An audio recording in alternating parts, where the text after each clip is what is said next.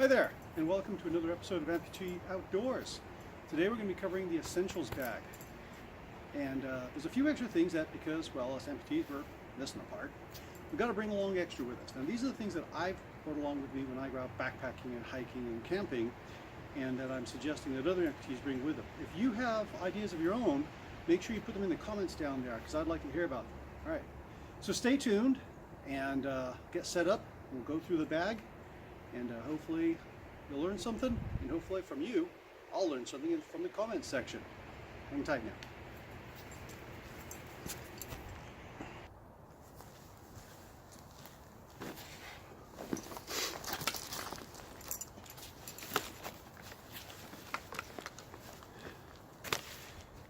Thanks for hanging around, and set up here under one of those trees I used previously, one of the other videos for stringing my hammock up from.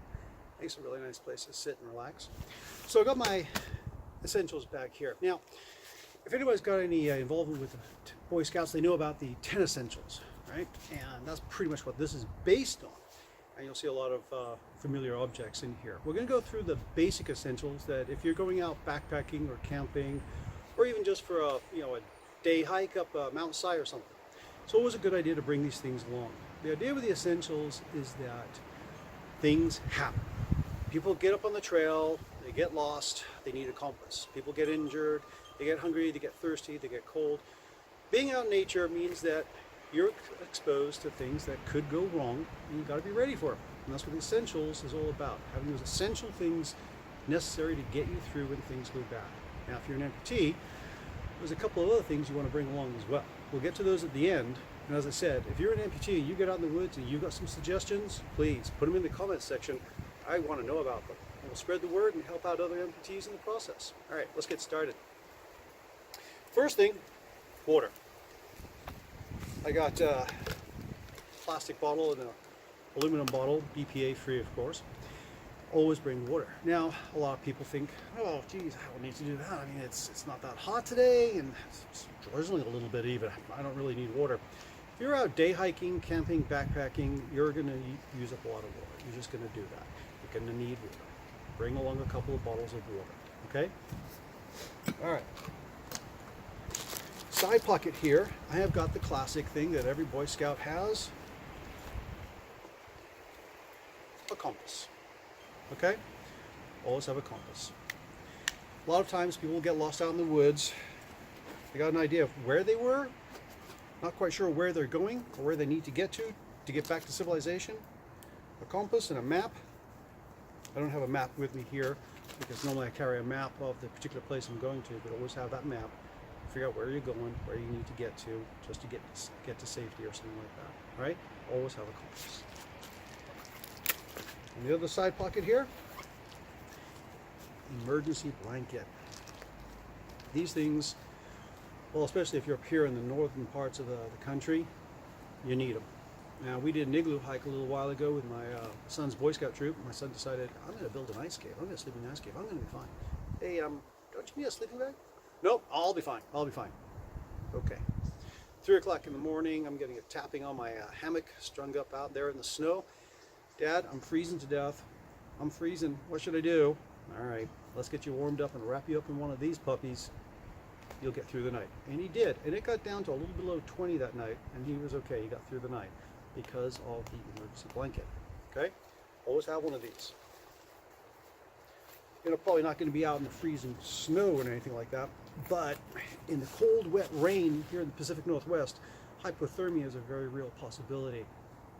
Don't assume you're just going to be able to tough it out. Have an emergency blanket.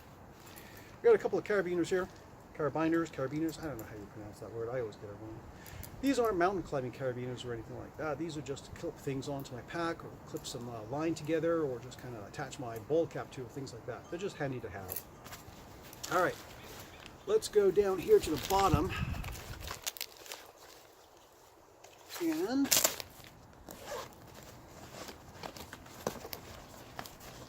we have my headlamp and of course batteries, extra batteries. This isn't a very fancy headlamp or anything like that, but it's good enough for the job. Flashlight will work as well, and always have extra batteries. The worst thing that can happen is, hey, I'm out here with my flashlight and oh, it's starting to die. Batteries. Have extra batteries. Put them up in a Ziploc bag so they stay nice and dry, but always have them. All right. Next thing.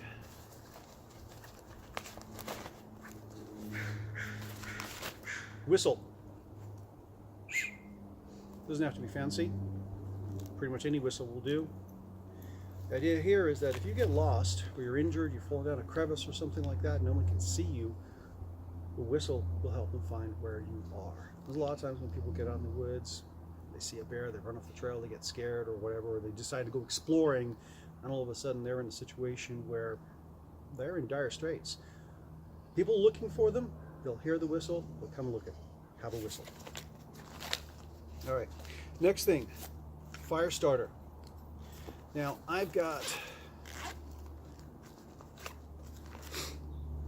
classic lighter wrapped up in duct tape. Always have duct tape. That's one of the other essentials is duct tape.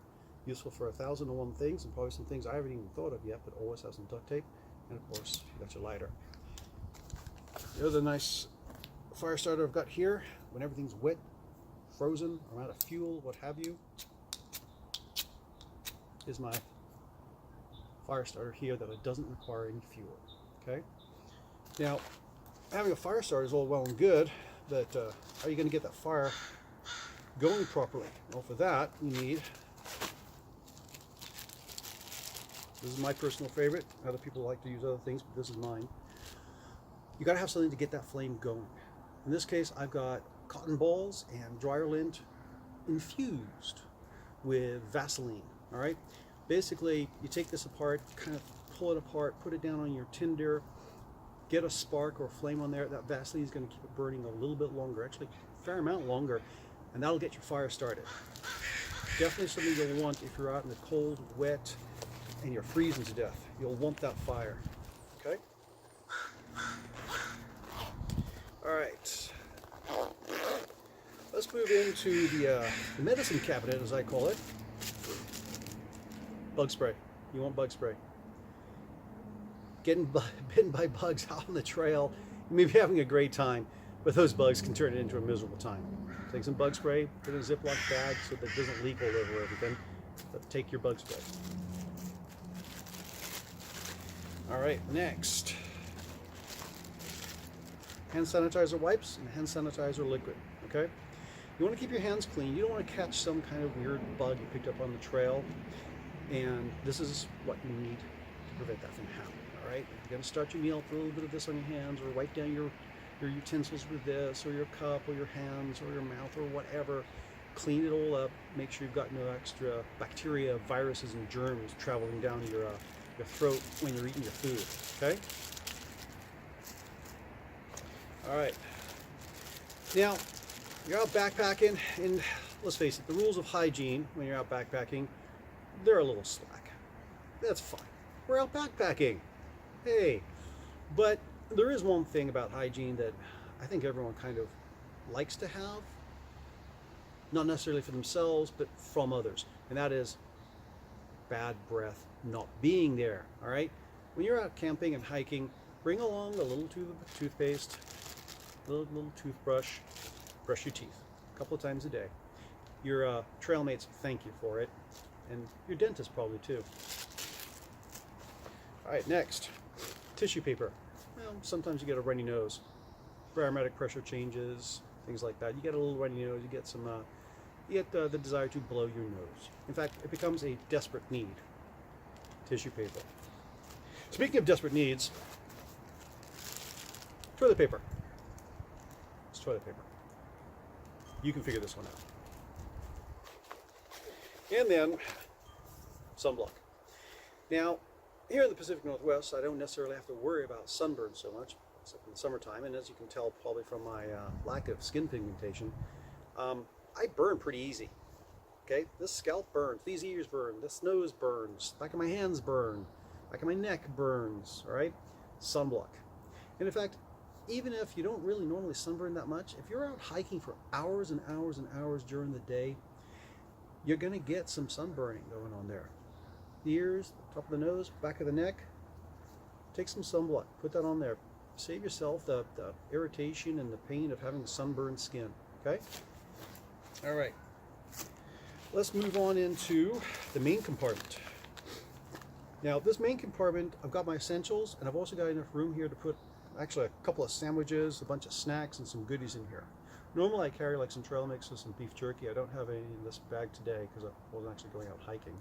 But normally, yeah, I've got a sandwich or some beef jerky, some pepperoni sticks, variety of things just to snack on during the trail. And there's always the emergency food.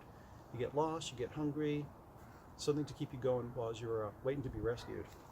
So one of the first things I'm going to bring out here is these two incredibly brightly colored bandanas. Let's see here.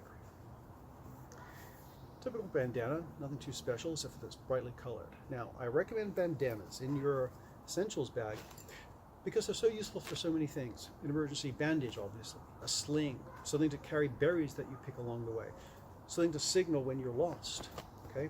Tie it around a branch to signal your trail mates that you went this direction when the trail split, things like that. 1,001 uses again with these bandanas. Make sure you have a couple. Make sure that they're brightly colored so they can be seen easily by others, okay? All right. Next, 550 paracord. Probably one of the things that you'll find in most everyone's essential bags that have been out in the woods more than a few times. Paracord comes in handy for all sorts of things, not just for, oh, hey, we're rescuing somebody or things like that, but also just putting up between two trees to hang your clothes to dry on, all right? Tying some things to the back of your backpack because your backpack broke a strap. All sorts of uses. Have some 550 paracord. This is about 20 feet, lightweight, bright red, easy to see. Recommend bringing this. All right, next, emergency rain poncho. Now, normally I do the whole layers thing and it includes a rain jacket. Sometimes I don't bring a rain jacket, and sometimes, well, Mother Nature has plans of her own and decides to dump some drizzle on you. Okay, fine, great. I've got my rain poncho. I'm not going to get soaking wet. Now, maybe down in the south, the southwest, you don't have to worry about that so much, but up here in the Pacific Northwest, the fact that it might rain at any given moment is always a very real possibility. Rain poncho. Next, first aid kit. Now, I do not recommend getting one of those dinky little first aid kits. I recommend getting a pretty full-size first aid kit. Now, it's bigger, it's bulkier, it's heavier, and I know a lot of ultralight people are saying, yeah, I don't really need, some aspirin, something for blisters, I'm good. All right, so maybe it's just the whole Boy Scout thing in me, but always be prepared, okay? Things happen on the trail. You hope they never do. They hope they never happen to you, but things do happen on the trail, and a good-sized first aid kit is literally a lifesaver, okay? You're gonna be able to use this kit to patch up all sorts of things, all right? And hopefully you never will use it, but if you do, you'll be really happy you had it, right? Get a good-sized first aid kit. And as you see, it doesn't really take up that much room in my little essential back here. All right, now let's get on to the things for us amputees. So you're getting on the trail. You've got your suspension sleeve on there. You've got maybe an extra sock on there, a little bit of padding. Great. You're getting up that hill, and you're feeling pretty good. And then you start going down the hill, and you're pounding that stump into the socket, and it is starting to hurt. And you thought you had enough padding. Turns out you didn't. So I always bring along a couple of extra socks. Now, these aren't just little 1-plies, it's 3-ply and 5-ply. And there's been plenty of times when I've been coming down off the mountain, and you know how it is when you're coming down off the mountain when you're an amputee. You're really slamming that socket in there, all right? I'm packing on both of these. I've got an extra 8-ply on my stump for extra padding, and I'm needing it. Always bring extra socks, okay? The other thing that I bring is a cover that goes over my socket and over my stump where they meet right here, okay? Because getting into here, especially in the drier season, the trails get dusty. I get dust in there, dirt in there, all sorts of stuff in there, and it can tear up the suspension sleeve. It can start tearing up the skin. It becomes uncomfortable. It's miserable. You don't want it. Carry one of these. It's got a nice narrow hole there, wider hole here for your thigh. You put it on, and it keeps the dirt from getting inside your socket. I highly recommend these. These are a great thing to have. Bring one along when you go out hiking. Okay. Next thing, so you're out camping. You've got a long day out there in the woods. Finally settle down in your hammock. I'm assuming your hammock camp because that's the sensible thing to do, at least from my perspective. Anyway, you get there and it's time to take off the socket, sleeve, and get some sleep. And you realize, wow, I've been sweating in this suspension sleeve now for quite a while. It's not pleasant. So